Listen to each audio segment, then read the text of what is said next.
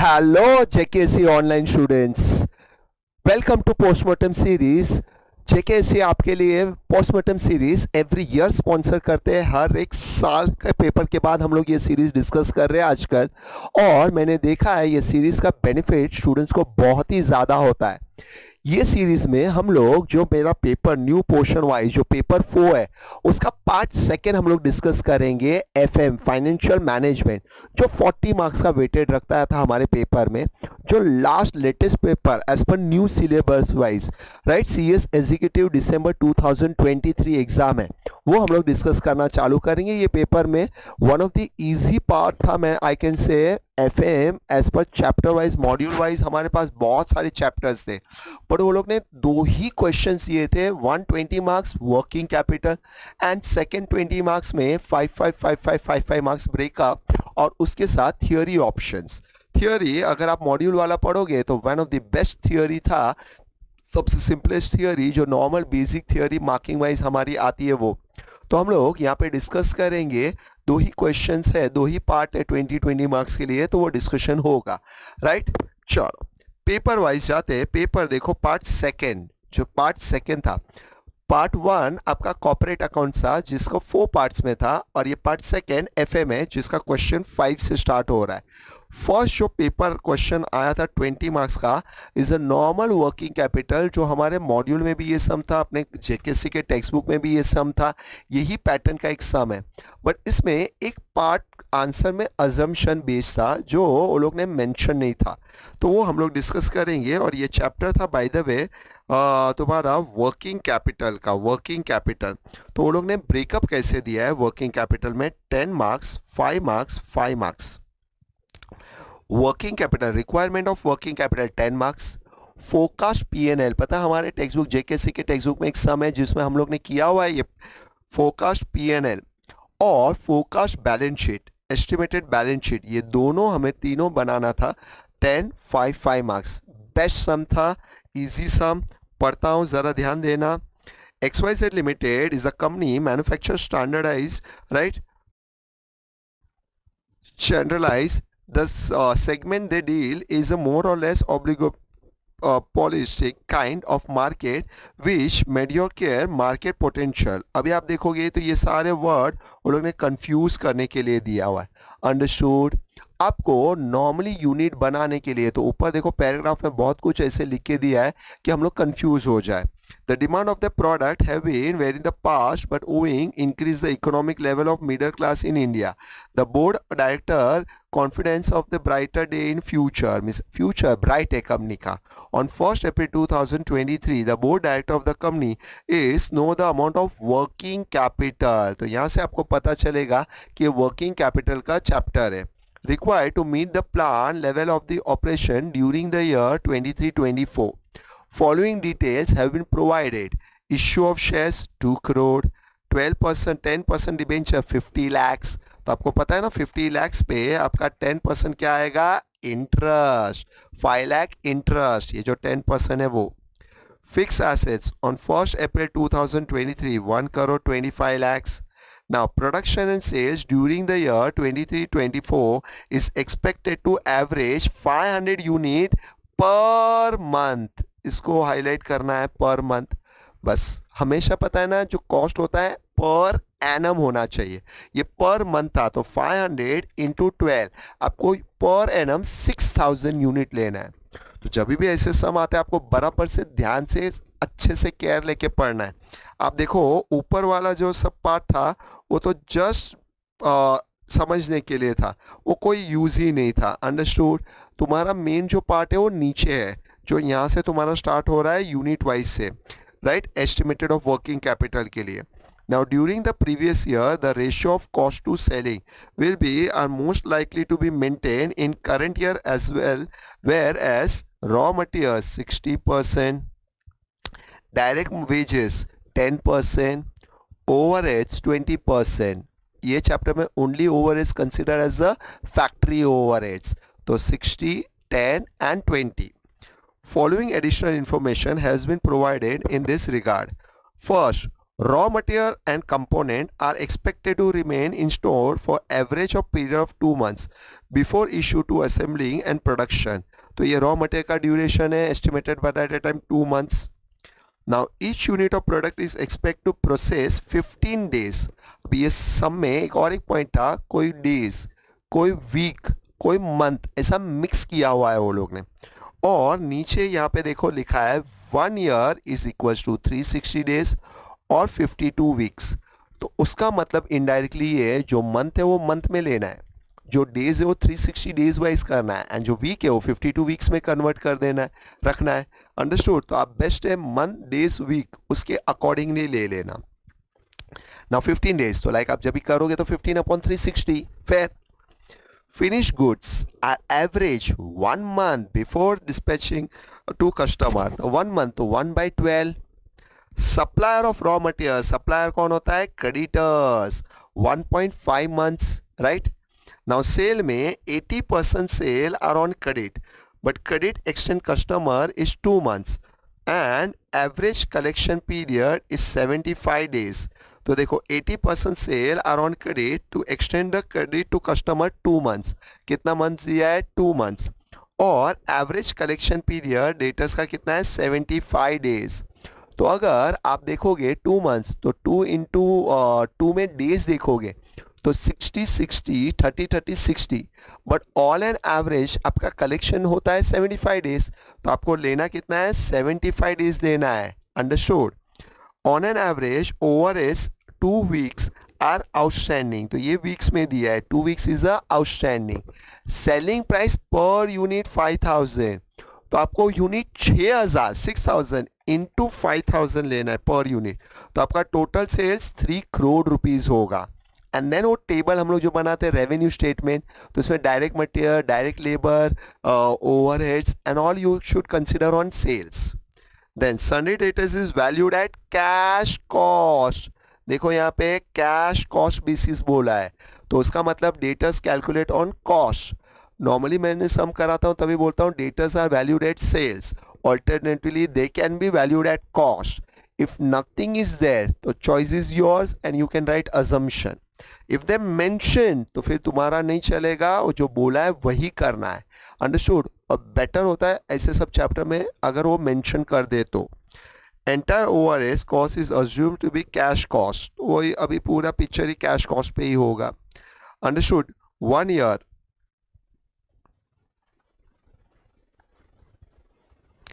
चलो 1 year is equal to 360 days and 52 assuming production and sales follow a constant pattern. उसका मतलब working capital जो throughout the year constant होता है उनका ही बना सकते हैं. Now you are required to calculate working capital, but there is a 10% contingency they want. Forecast of P&L and forecast of balance sheet.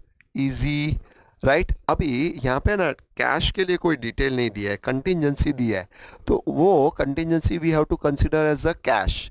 तो जब भी तुम बैलेंस शीट बनाओगे और जो बैलेंसिंग फिगर आएगा उसे क्या अज्यूम करोगे? अगर तुमने हमारा जेकेसी का ये सब याद होगा तो जो हम लोग बैलेंस शीट बनाते हैं तो bank overdraft is a balancing figure. हम लोग कंसिडर करते हैं कैश बैंक, बैंक ओवरड्राफ्ट. अभी यहाँ पे क्या कंसिडर करोगे? Because contingency given is a part of cash और कैश के लिए अलग से कोई डिटेल नहीं है, तो आप अज्यूम कर सकते हो कैश, रिमेनिंग कैश.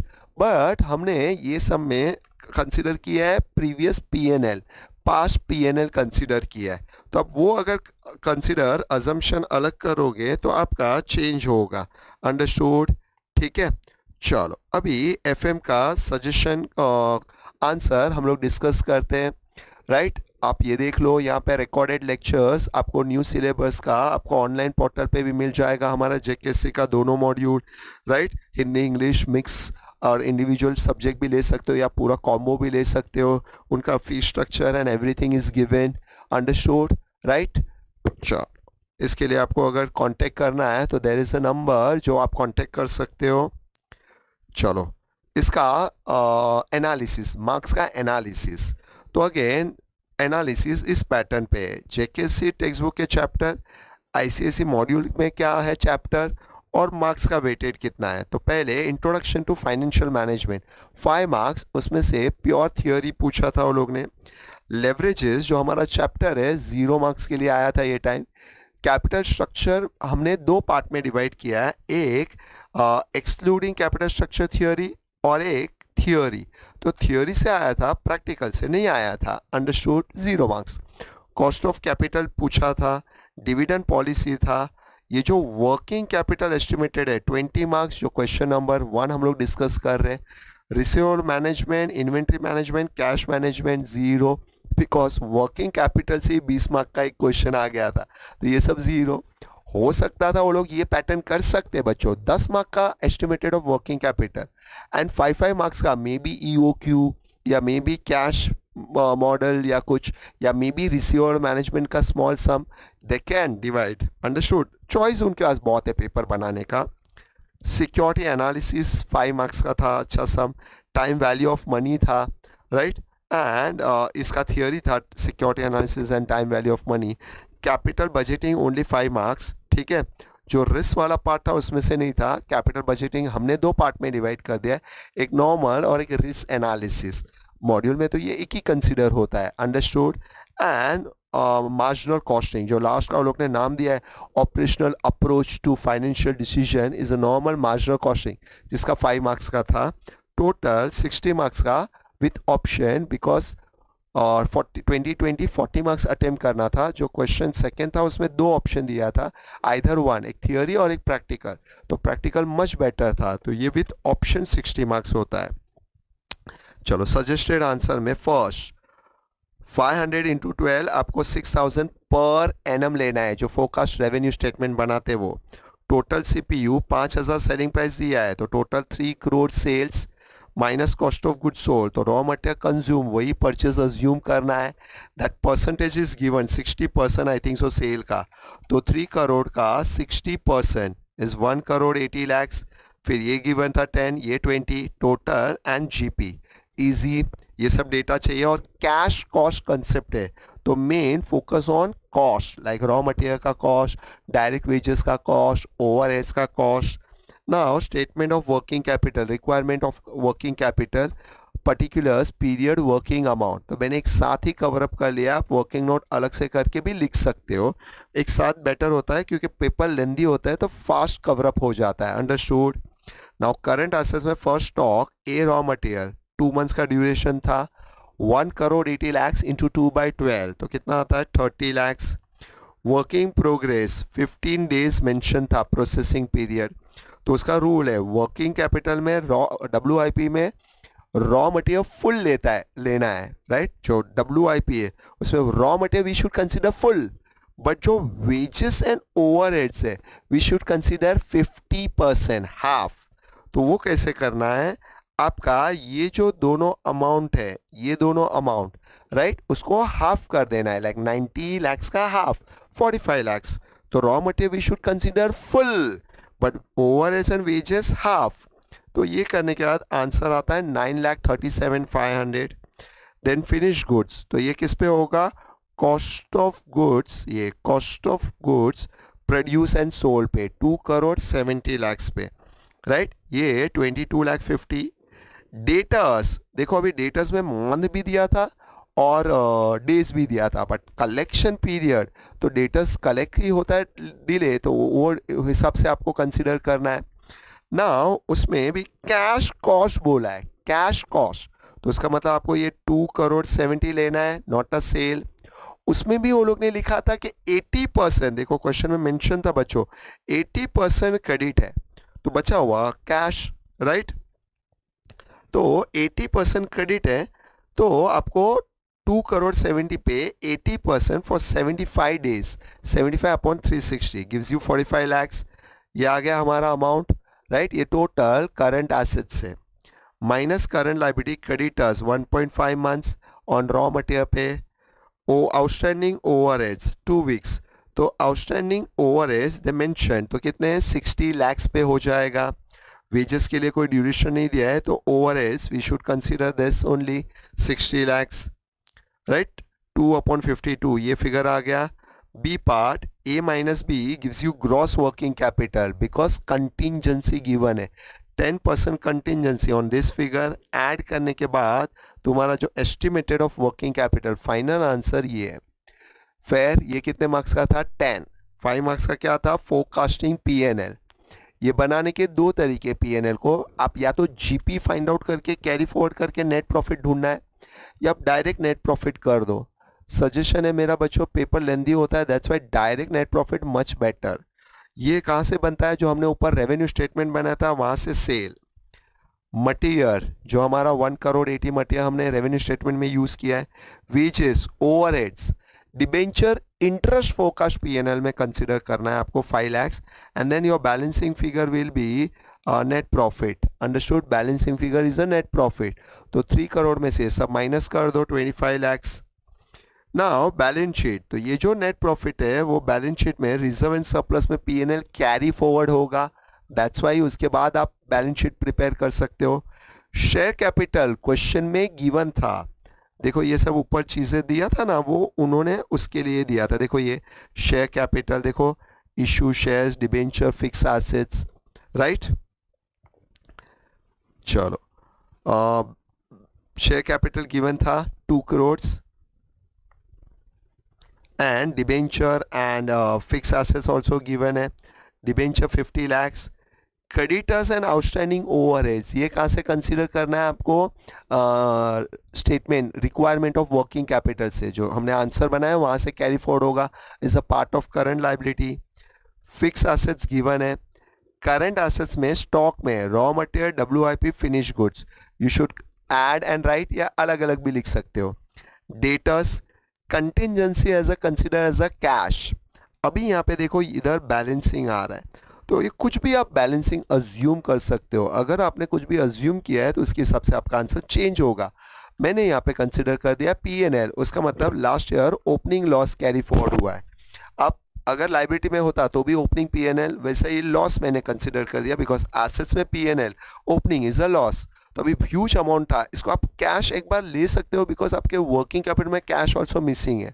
और अगर आप करंट एसेट्स में देखोगे तो 3 आइटम मेन होते हैं, एक स्टॉक, एक डेटर्स और एक कैश. कंटिजेंसी सेफ्टी मार्जिन रखने बोला था वो अलग है, and original cash is a different. तो वो अगर मैं अज्यूम करूंगा तो वैसा कैश असम्पशन हो जाएगा. फेयर, इजी बच्चों, ये 20 मार्क्स के लिए आई थिंक सो अच्छा सम था, राइट. चलो नाउ नेक्स्ट क्वेश्चन पे जंप करते हैं. Question number 6. आइधर देखो इसमें दो ऑप्शन थे, 6 और 6A. तो जो फर्स्ट है वो 5 मार्क्स के 4 सम से प्रैक्टिकली, और अदर ऑप्शन थे 5 मार्क के 4 क्वेश्चन थे थियोरी. तो आइधर आप प्रैक्टिकल अटेम्प्ट करो या थियोरी. मेरा सजेशन होता है ऑलवेज प्रैक्टिकल. तो क्वेश्चन ए में 6A में जो क्वेश्चन दिया है वो है मार्जिनल कॉस्टिंग का सम. कौन सा है बच्चों? Marginal costing. पढ़ता हूं, देखो. ABC Limited provide the following information regarding cost of production. Direct material is a part of variable cost. हाँ बोलो.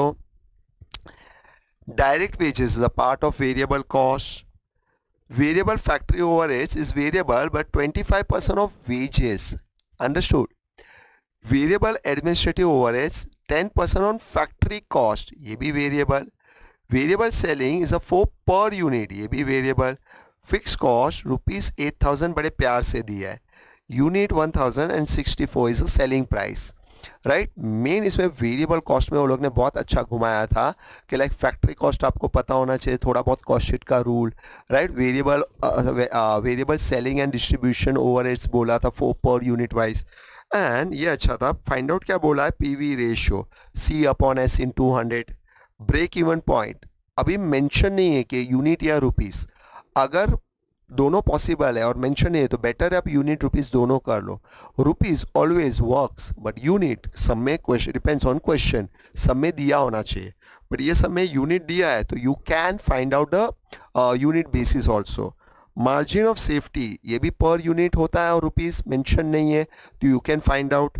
प्रॉफिट वो तो हम लोग टेबल बनाएंगे उसमें आ जाएगा. देखो 5 मार्क्स का क्वेश्चन है तो आंसर डिस्कस कर लेते हैं, राइट. पहले हमारा जो फॉर्मेट है यूनिट 1000 का, sale minus variable cost quantity minus fix cost gives you profit और लॉस. मेन वेरिएबल कॉस्ट था बच्चों ये। अगर आपका ये वेरिएबल कॉस्ट बराबर से नहीं आया तो गड़बड़ हो जाएगा। तो वेरिएबल कॉस्ट का वर्किंग देखो। वेरिएबल कॉस्ट में डायरेक्ट मटेरियल गिवन था, डायरेक्ट वेजेस गिवन था, उसका 25% मीन्स आई कैन से 16,000 का इंटू 25% 4,000 ऐड करके फैक्ट्री कॉस्ट, एडमिनिस्ट्रेटिव कॉस्ट उस पर 10% था, 4,000 ऐड करके कॉस्ट ऑफ प्रोडक्शन बोलते हैं इसे हम लोग। Selling and distribution 1,000 into 4,000 total 48,000। अगर ये गलत आया तो आपका ऊपर सम मिस हो जाएगा। अंडरस्टूड। ये वाला पॉइंट अच्छा था, फैक्ट्री कॉस्ट पे बोला था वो लोग ने। It's not on factory overheads, it's on factory cost, right. Factory cost पे एडमिनिस्ट्रेटिव ओवरहेड्स बोला है 10%। ठीक है, देखो लैंग्वेज यहाँ पे दिया हुआ था, ये वाला फैक्ट्री कॉस्ट, ये वाला। अगर ये फैक्ट्री ओवरहेड्स लिखा होता तो ये वाले फिगर पे होता, बट फैक्ट्री कॉस्ट लिखा है, दैट्स वाई वो ऐड करके direct material, direct wages add करके फैक्ट्री कॉस्ट आता है। चलो अभी एक बार ये हो गया, फिर formula value answer, formula value answer, PV ratio C upon S in 200।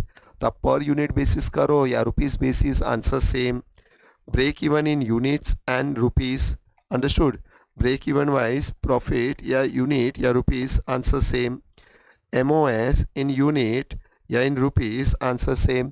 और प्रॉफिट ऊपर टेबल में है ही, इजी। नाउ सेकेंड बी हमारा था कैपिटल बजटिंग का सिंपलेस्ट सम, आई कैन से एकदम सिंपल इजी सम दिया हुआ था। क्वेश्चन था equipment A has a cost 75,000, net cash flow 20,000 per year for 6 years। Net cash flows, understood, 20,000 fix दिया हुआ है, right. Now equipment B, there is option equipment B जिसका कॉस्ट है 50, again cash generated 14,000 per for 6 years fix. They require rate of return for both the equipment in 11%। और हमारा कैसे function पता है ना आपको, 1 डिवाइडेड बाय क्या था 1.11 इक्वल्स टू, तो 1 divide by 1.11 equals to 1 divide by 1.11 equals to, तो उसका जो रेट है बच्चों देखो नीचे दिया हुआ है, राइट। उनको थैंक यू मन में बोलना, देखो उधर दिया हुआ है, आपको कैलसी भी यूज़ करने की ज़रूरत नहीं है, सब गिवन है। देखो यहाँ पे 6 years का। Now they want net present value और profitability index PI for both the equipment and which equipment should be accepted and why. तो आप NPV wise and PI wise थोड़ा आंसर डिफर करता है कुछ, तो आप दोनों वाइज सजेस्ट कर देना अपना। 5 marks का क्वेश्चन है, राइट। बट इसमें बच्चों ये जो है ना वो फिक्स है, कांस्टेंट है। तो पता है एक होता है कि ये डिफरेंट होता है तो हम लोग इंडिविजुअल लेते हैं, एक होता है ये कांस्टेंट है तो हम लोग इसका क्यूमुलेटिव लेते हैं। अभी वो लोग ने वो क्यूमुलेटिव नहीं दिया है, तो या तो आप ये सब ऐड कर दो, देखो ये 6 years का ऐड कर दो तो ऑटोमेटिक क्यूमुलेटिव हो जाएगा, अंडरस्टूड। तो मेरे आंसर में देखो पहले equipment A, PVO cost of equipment कितना है 75,000, 1 to 6 years cumulative much better, cumulative much better. तो आप क्यूमुलेटिव ले लो तो सीधा 20,000 इंटू 4.231 कर दो, तो आपका ये PVI आया है, उसमें से PVO माइनस करो तो ये NPV है। अगर इसका PI निकालना है तो PVI अपॉन PVO तो 1.128। सेम वैसा ही इक्विपमेंट बी का करना है, या आप बाजू में कर सकते हो अलग से कर सकते हो, चलेगा। सेम PVO कितना दिया है 50,000, 1 to 6 year का 14,000, cumulative factor PVI minus PVO 9234, ये कितना दिया है PI 1.18। अभी देखो यहाँ पे 1.12, इधर 1.18, यहाँ पे ज़्यादा है NPV और यहाँ पे थोड़ा NPV कम है, तो आप कुछ भी एनालिसिस अपने ओन वर्ड में लिख सकते हो। Equipment A should be selected if NPV is higher than the B, और equipment B should be selected PI index is higher than equipment A, understood. तो आप कोई भी एक चीज़ के सजेशन लिख के छोड़ सकते हो, इजी, राइट। नेक्स्ट क्वेश्चन चलते हैं बच्चों, क्वेश्चन सी, राइट। ये आप देखोगे यहाँ पे तो EPS percentage of cost of capital of debenture fund and equity, understood, ये पूछा हुआ है। एकदम बेस्ट कॉस्ट ऑफ कैपिटल का सबसे इजीएस्ट सम है ये भी। The following are the extracted from the financial statement rupees in lakhs operating profit given है, less debenture interest, interest on debenture, income tax rate given है, right. Now fund, share capital, reserve and surplus, 15% debentures, right, 220। तो आपका देखो 220 पे into 15%, ये जो 220 पे ये जो 15% है वही है इंटरेस्ट है, और ये तुम्हारा टोटल फंड है, equity share capital reserve and 15% debenture. What they want, market price दिया है 12 रुपीज प्राइस, और डिबेंचर का मार्केट प्राइस है 93.75। EPS, percentage of cost of capital to the company, उसका मतलब इन शॉर्ट दे वांट केओ। तो उसके लिए डिबेंचर फंड का और इक्विटी का तो बाय डिफॉल्ट निकालना है, तो अगर खाली केओ बोला है तो आपको बाय डिफॉल्ट दोनों यूज़ करना है। तो एकदम सिंपल है, बट 5 मार्क्स के लिए है, थोड़ा ठीक है, लेंदी हो जाता है पेपर और कुछ नहीं। पहले EPS, net profit for equity share holders upon number of equity shares, तो आपका रुपीज़ इन लैक्स है, तो उसके अकॉर्डिंग थोड़ा ध्यान देना, रुपीज़ 2.52 आंसर आएगा। नेट प्रॉफिट देखो आपका यहाँ पे दिया हुआ था, net profit for equity share, एक शेयर 10 रुपये का है, तो 200 डिवाइडेड बाई 10, तो रुपीज़ इन लैक्स है, तो उसके अकॉर्डिंगली 20 आ जाएगा। देन अपना WACC, equity share reserve 15% debenture, सबका टोटल दिया है। अगर मैं इसको 1 लेके वेट निकाल दूँ, और कॉस्ट के का कुछ नहीं दिया है, तो ईपीएस के बेसिस पे हो जाएगा, EPS upon market price in 200, 21%। Nothing is given about the R, तो के इक्वल्स टू के आर, तो उसका भी 21% वी अज्यूम। एंड के D, interest 1 minus tax upon price given है, तो आपका 11.2 आता है। तो इन शॉर्ट आप देखो तो 16.86 इज अ आंसर। थोड़ा पॉइंट में राउंड ऑफ करोगे तो आंसर नियर डियर हो सकता है। नाउ डी क्वेश्चन, तो आई कैन से 5 मार्क का ये सबसे इजीएस्ट सम था, इजीएस्ट जो एमएम अप्रोच का था हमारा, राइट, जो सबसे आई कैन से वियर्ड कंसेप्ट है, राइट, इररिलेवेंट थियोरी है, बट हमारे लिए बहुत अच्छा था, हेल्पफुल था। 5 मार्क के लिए one of the best part पूछा था वो लोग ने। देखो क्या है, RST has a capital rupees 10 lakhs, equity 100 each. The shares are currently quoted at par. The company proposed to declare dividend rupees 10 per share. तो ये D दिया हुआ है क्वेश्चन में। And current year end, the capitalized rate KE given है 12%. You are required to calculate market price of the share at the end of the year if dividend is not declared, if dividend is declared. तो पता है अपना formula था, और dividend is declared not declare हम लोग table wise करते थे, वो पूछा है फर्स्ट वाला part. Second, number of additional shares पूछे, assuming the company paid a dividend and net profit 5 lakhs and new investment is 10 lakhs during the year, ठीक है। How many new share must be issue, use MM model. What is MM? Modigliani and Miller, right, मॉडी, ग्लानी and Miller approach model है ये, जिसमें dividend is not declare या dividend is declare, the value of future and current will be same. ये उनका theory का assumption है, proving है। तो इसका answer, if dividend is declare, if not declare, if declare तो 10 रुपीज माइनस होगा, तो आपका मार्केट प्राइस आएगा 102, इफ नॉट डिक्लेयर तो 112। उसके बाद हमारा जो फॉर्मूला था नए एडिशन के लिए, तो आप या टेबल वाइज करो या पूरे फॉर्मूले वाइज करो, आंसर सेम। जो भी इन्वेस्टमेंट है माइनस जो अर्निंग और जो आपने डिविडेंड दिया है वो माइनस कर दो, divided by new share, new price, तो आपका नंबर ऑफ शेयर्स पॉइंट में आएगा। तो या तो आप राउंड ऑफ कर लो, या पॉइंट के बाद हम लोग एक्यूरेसी के लिए 4-5 डिजिट लेने बोलते हैं। ये अगर dividend is declare, if not declare, तो आपके नंबर ऑफ शेयर्स ये आ जाएंगे। अंडरस्टूड? तो एकदम सिंपलेस्ट सम था ये, 5 मार्क्स का, 5 मिनट में हो जाएगा।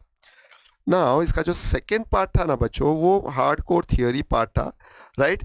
पहले ये अरुण इंडिकेटर्स, एक्सप्लेनेशन, हमारा equations, right, what mean by annuity due and ordinary due, and role of financial manager. तो आप देखो ये सब चीज़ें अपने मॉड्यूल से ही डिट्टो है, 5-5-5-5 मार्क्स। अगर आपने ये पढ़ा हुआ है तो आपका बेस्ट है, नहीं तो थोड़ा गड़बड़ होने की प्रोबेबिलिटी है। तो बेटर है आप प्रैक्टिकल पे जंप करो, अगर आपने ये थियोरी नहीं पढ़ा है तो। मैंने यहाँ पे ये पॉइंट रखा है जो क्वेश्चन रखे आंसर, बट ये सेम हमारे मॉड्यूल के ही क्वेश्चन आंसर है। तो आप मॉड्यूल से अगर पढ़ते हो ये, राइट, अरुण इंडिकेटर्स, ये वाला जो अप एंड डाउन, तो आपका बेस्ट पार्ट हो जाता है, आप लिख सकते हो आराम से। तो कितना लिखना है 5 मार्क्स के लिए? 1.5 पेज आप लिख सकते हो। Understood, right? ये जो हमारा इक्वेशन है वो भी, and annuity dues and all, ordinary dues and annuity dues, और लास्ट में role of financial managers, right? तो I think so second part, जो सेकेंड एफएम पार्ट था, वो आई थिंक सो सबसे इजीएस्ट पार्ट था, one of the best part and I can say easiest part, right? But उसमें first question जो working capital 20 mark का था, unpredictable था बच्चों। 20 marks only one chapter, it's I can say heavy but fair था।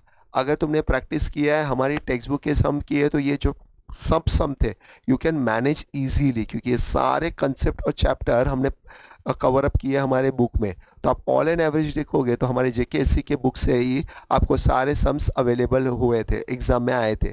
खाली एक ही पूरे, अगर कॉर्पोरेट और एफएम मिला के अगर मैं बोलूँ तो एक ही थोड़ा आउट ऑफ पार्ट था, वो था कंसोलिडेशन, बाकी पूरा पेपर हमारे टेक्स्ट बुक से ही था।